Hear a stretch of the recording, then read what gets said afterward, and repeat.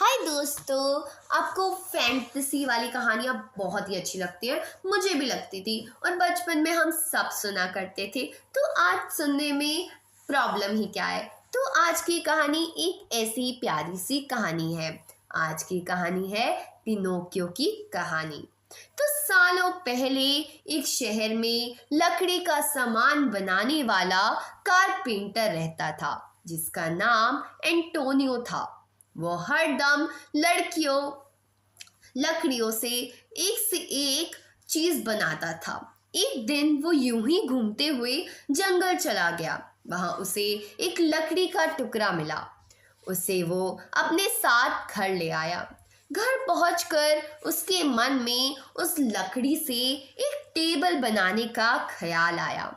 उसने तुरंत सभी सामान का इंतजाम किया और टेबल बनाने लग गया।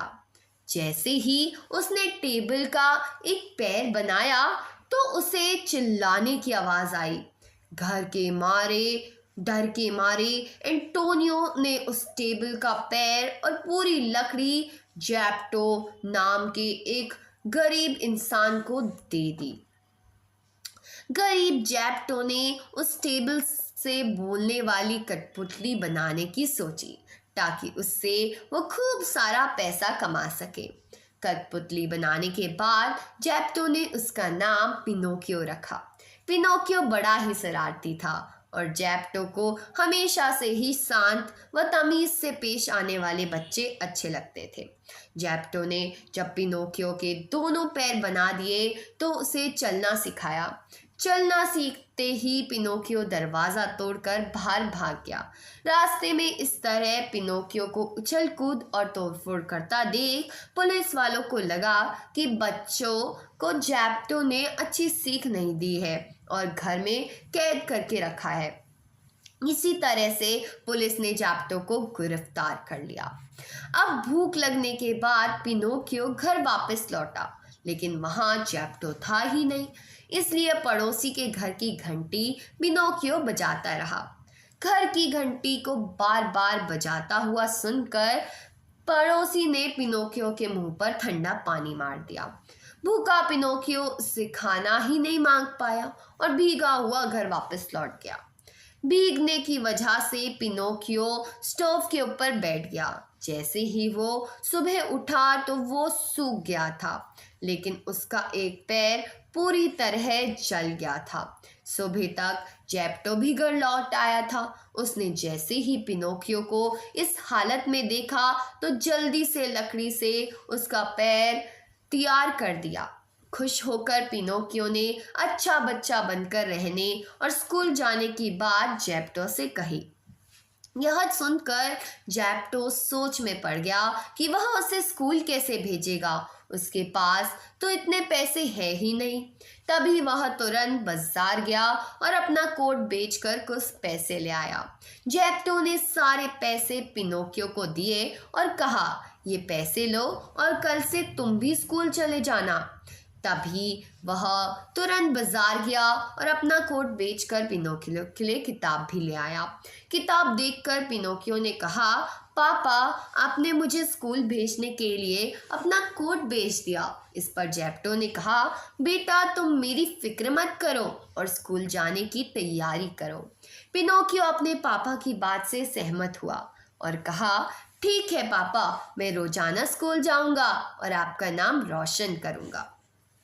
पिनोकियो अगले दिन सुबह सुबह उठकर तैयार हो गया और स्कूल के लिए निकल पड़ा।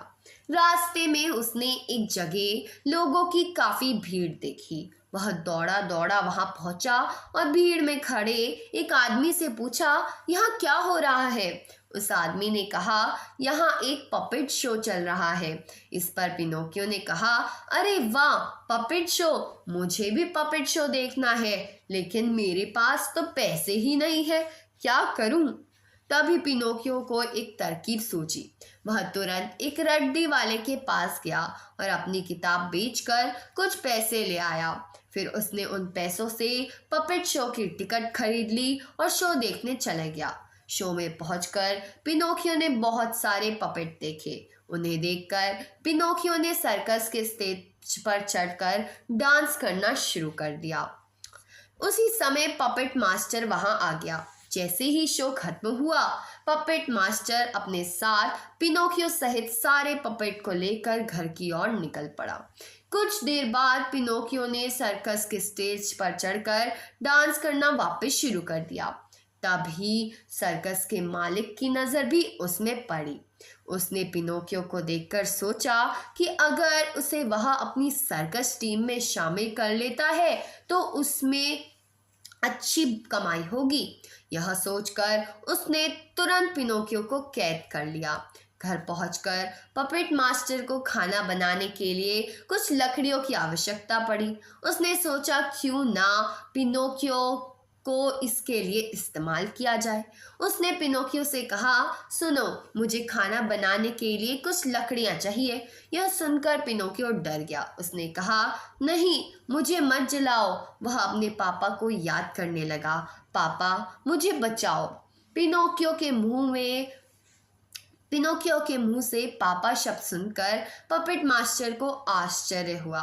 उसने पिनोकियो से पूछा, क्या तुम्हारे पापा भी हैं? पिनोकियो ने कहा, हाँ, और वह बहुत अच्छे हैं। पिनोकियो ने अपनी पूरी कहानी पपेट मास्टर को बताई।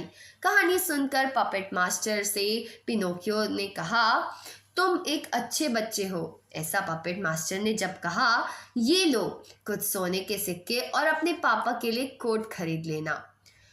पपेट मास्टर से सोने के सिक्के लेकर पिनोकियो अपने घर की ओर निकल पड़ा। रास्ते में उसे एक बिल्ली और लोमड़ी मिली। पिनोकियो ने उन्हें सिक्कों के बारे में कुछ बता दिया। यह सुनकर बिल्ली और लोमड़ी ने पिनोकियो को लूटने का प्लान बनाया। लोमड़ी ने बिल्ली से कहा, मैडम बिल्ली, आप इस पिनोकियो को पैसों के पेड़ के बारे में बताइए। बिल्ली ने कहा, ठीक है, बताती हूँ, लेकिन यह एक राज है जो हम किसी को नहीं बताते हैं। इस पर लोमड़ी ने कहा, चलो पहले हम इसे अपना नए दोस्त का जश्न मनाते हैं। लोमड़ी और बिल्ली पिनोकियो को लेकर एक होटल में गए। वहां उन्होंने खाना खाया और जल्दी निकल गए। उस कारण होटल का बिल पिनोकियो को भरना पड़ा। होटल का बिल भरकर पिनोकियो जैसे ही बाहर निकला कि उसे एक आवाज सुनाई दी, रुक जाओ, पैसे दे दो वरना मारे जाओगे। पिनोकियो समझ गया कि यह बिल्ली और लोमड़ी की हरकत है। पिनोकियो ने जल्दी से अपने पैसे छिपा लिए। उसके बाद भी बिल्ली और लोमड़ी ने पिनोकियो को एक पेड़ से लटका दिया और कहा, अब सही सलामत बचना चाहते हो तो सिक्के दे दो। उसने एक बार फिर से अपने पापा को याद किया। तभी एक परी ने पिनोकियो की आवाज़ सुनी। उसने एक गिद्ध और कुत्ते को पिनोकियो को बचाने के लिए भेजा। गिद्ध ने जल्दी से पिनोकियो की रस्सी काटी। फिर कुत्तों ने पिनोकियो को वहां से उठाकर परी के पास पहुंचा दिया। अगले दिन सुबह जब पिनोकियो की नींद खुली तो परी ने उससे पूछा कि वह यहाँ कैसे पहुंचा।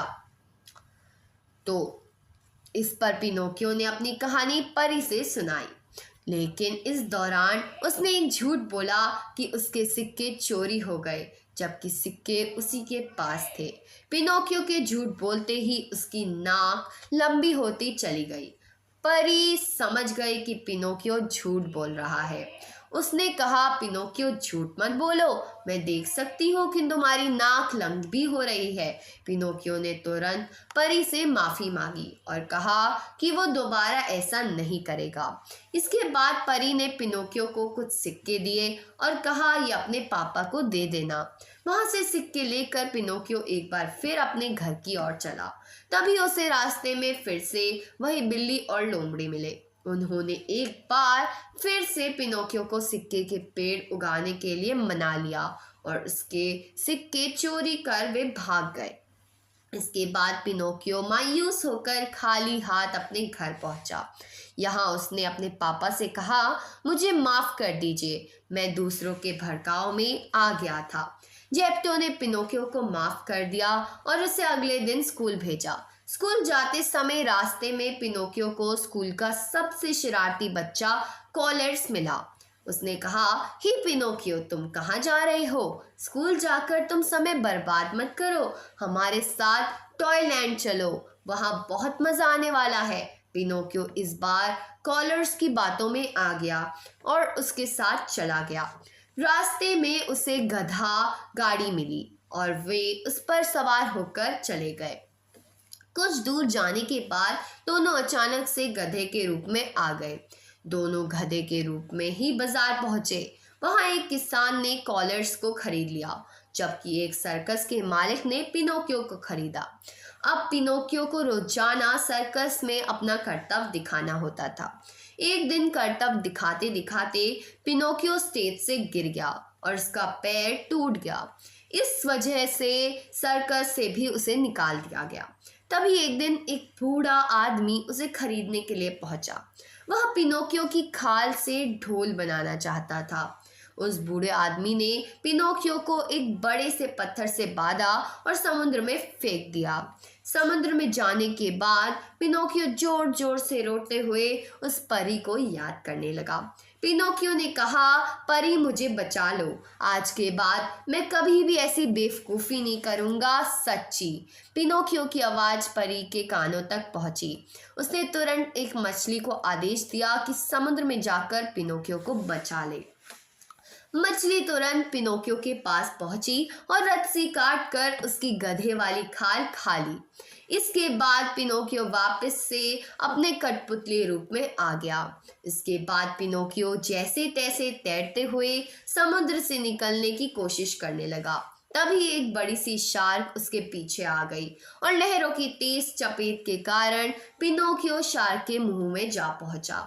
शार्क के मुंह में काफी अंधेरा था। यह देख पिनोकियो घबरा गया। उसने आवाज लगाई, कोई है, मेरी मदद करो। तभी पिनोकियो को एक रोशनी दिखाई दी। उसने देखा कि टॉर्च लेकर उसके पापा जेप्टो खड़े हैं। पिनोकियो काफी खुश हुआ। जेप्टो भी पिनोकियो को देखकर बहुत खुश हुआ। उसने कहा, ओ मेरे बच्चे, मुझे लगा नहीं था कि मैं तुम्हें दोबारा जिंदा देख पाऊंगा। तुम मुझे ज़मीन पर नहीं दिखे, इसलिए मैं तुम्हें पानी में खोजने आ गया, लेकिन एक भयानक तूफान की वजह से मुझे एक शार्क ने खा लिया। इस पर पिनोकियो ने कहा, ओ पापा, हम दोनों जिंदा हैं, चलो यहाँ से बाहर निकलें और अब कुछ करें। पिनोकियो और उसके पापा शार्क के मुंह से बाहर निकलने की कोशिश करने लगे, लेकिन उन्हें सफलता नहीं मिली। तभी शार्क को नींद आने लगी और वह मुंह खोलकर सोने लगी। इस मौके का फायदा उठाकर पिनोकियो और जेप्टो पानी में कूद गए और तैरकर बाहर निकल आए। बाहर निकलने के बाद पिनोकियो ने देखा कि उसके पापा को तेज बुखार है। उसने अपने पापा को एक जगह बिठाया और उनके लिए कुछ खाने की तलाश में निकल पड़ा। तभी उसे एक दुकान मिली। उसने दुकानदार से अपने पापा के लिए दूध मांगा। दुकानदार ने कहा, पैसे दो और दूध ले जाओ। पिनोकियो के पास पैसे नहीं थे। इस पर दुकानदार ने कहा, अगर तुम्हारे पास पैसे नहीं है तो तुम यहाँ सुबह से शाम काम करो और पापा के लिए दूध ले जाओ। पिनोकियो दुकानदार की शर्त मान गया और वहाँ काम करने लगा। कुछ दिन बाद पिनोकियो के पापा ठीक हो गए। फिर दोनों वहां से अपने घर की ओर निकल पड़े। अब पिनोकियो काफी बदल गया था और पापा के काम में हाथ बटाने लगा। एक दिन उसे पता चला कि परी की तबीयत खराब है। उसने तुरंत कुछ पैसे परी को भेजे। यह देखकर परी काफी खुश हो गई और एक रात वह पिनोकियो के सपने में आई और उसे वरदान दिया। अगली सुबह जब पिनोकियो ने खुद को शीशे में देखा तो आश्चर्यचकित रह गया। उसने देखा कि उसका चेहरा पूरी तरह से बदल गया है और वो अब कठपुतली से एक सुंदर लड़का बन गया है। वह दौड़ा दौड़ा अपने पापा के पास पहुंचा। जेप्टो भी पिनोकियो को देखकर काफी खुश हुआ। पिनोकियो और जेप्टो दोनों खुशी खुशी रहने लगे। तो कहानी से हमें क्या सीख मिलती है? इस कहानी से हमें यह सीख मिलती है कि हमें हमेशा बड़ों का कहना मानना चाहिए। ऐसा न करने से कई तरह की परेशानियों का सामना करना पड़ सकता है। तो दोस्तों, मिलते हैं अगली वीडियो में। कहानी अच्छी लगी हो तो वीडियो को लाइक करना, चैनल को सब्सक्राइब करना। बाय।